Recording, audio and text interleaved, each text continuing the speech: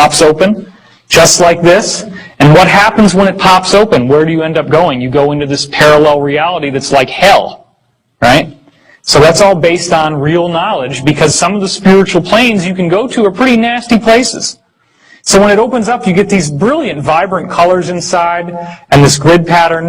It's called the yellow disc because the little yellow disc forms right here when it starts. And then you get a full color image, unlike the other one where it's argon gas and it's all yellowy. You get a perfect color image on the real thing. And of course, there's a treaty that they have with the ETs that forbids them from giving you the writing that's on those panels. We can't do anything about that. Again, you're seeing the same redundant geometric metaphors here, the spear with the geometry. So, all of this stuff, all of this usage of the looking glass technology has created some very, very interesting things. They have used this, for example, to cheat on presidential elections.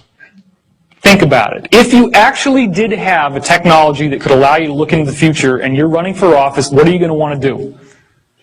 You're going to want to go look at the newspaper headlines and the television and figure out what swing states you lost. So then you're back in time and you can program your Diebold voting machines to tip the vote just enough that it's exactly 50-50, which is what happened in 2000 with George W. versus Gore, and it's what happened again in 2004 with George W. versus John Kerry. Okay? The problem is that as a result of the fear that they have that in 2012 that you're going to get an Earth axis shift, which is caused by an inappropriate amount of energy moving through the looking glass devices. They have, as of December 2006, completely deactivated and deconstructed all looking glass technologies on the Earth. The Iraq War had, to a large degree, the mission of capturing a looking glass technology that was dug up in Sumer, which was originally in the possession of Gaddafi in Libya, which is why they attacked Libya. Gaddafi got rid of it and gave it to Saddam Hussein. Oh my. Saddam Hussein was using this technology, viewing the future.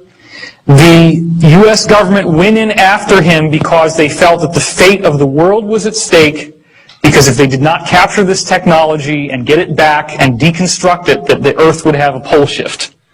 So this is what they say, and it's a great story. It'll make a great movie, which I'm sure is being written. We're going to get into the pole shift and why I don't think that that's what's going on at all.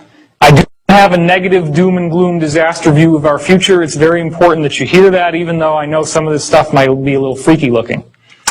So the D of the CTP is what they call it in code parlance, because nobody's going to know what that means. But when you actually decipher these letters, it means the doctrine of the convergent timeline paradox. Here's the problem. You look through time with this device, and when you hit 2012, everything goes perfectly white. As you get closer and closer to 2012, starting in around 1980, a very strange thing has been happening when they use the looking glass. There is an interlacing of images. So right now, imagine that if I had this slide on half the time, and in the other half of the time, there was an image of like a face. And if I interlace them slowly, then maybe every second it goes from here to the face to here to the face. Then as it speeds up, it gets faster and faster to the point that if it were complex images, you couldn't make out one from the other because they're flip-flopping so fast. Okay?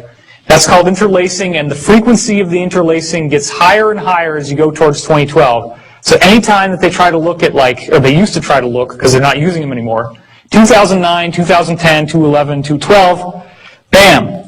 It's so interlaced that they have a whole server farm of computers just to deconstruct the two images and be able to see what they're looking at in the future. So again, this is what they're using. This is one of the main ones they're using, the Orion cube as they call it, or the cube. And also it's being used with looking glass. But what's going on with 2012? Well, here's another very interesting thing. Dan Burrish, who I've had multiple discussions with privately, and we're actually going to have an event that we're speaking at together at Caltech, which is later in March. And I'm going to have that on my website if you're interested. It's going to be local. What's your My website is divinecosmos.com. And we're going to talk about all this stuff there to some degree, but it's mostly going to be on his research with biology, which we'll get into later. But anyway, we have multiple parallel futures that we can choose. And what he found was there was a treaty that they were trying to do with the extraterrestrials that was codenamed Tau 9. And in the Tau 9 treaty, they had a line item in the treaty that was intended to share his biology technology with the ETs. And that technology was able to reproduce the original seed of all life on Earth, which the ETs wanted to use to be able to heal their own DNA because they believe that they're human lineage. So what he found out was that these other beings apparently had contacted him and said, you cannot tamper with the tree of life. You can look at it, you can admire it, but you can't mess with it. The tree of life is the actual source code of our DNA.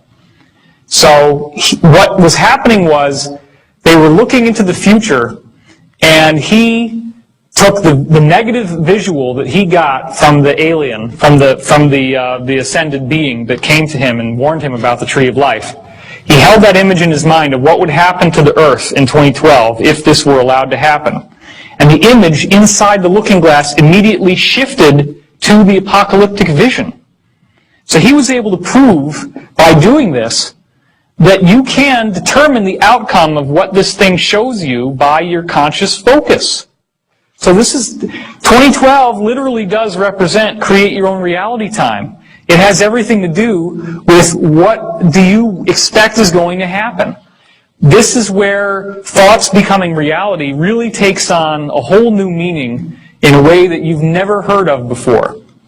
Now again, I also had a contact with a man named Daniel. You can hear about the story on the free 3.5-hour Project Camelot video that's on my website. You can go look it up.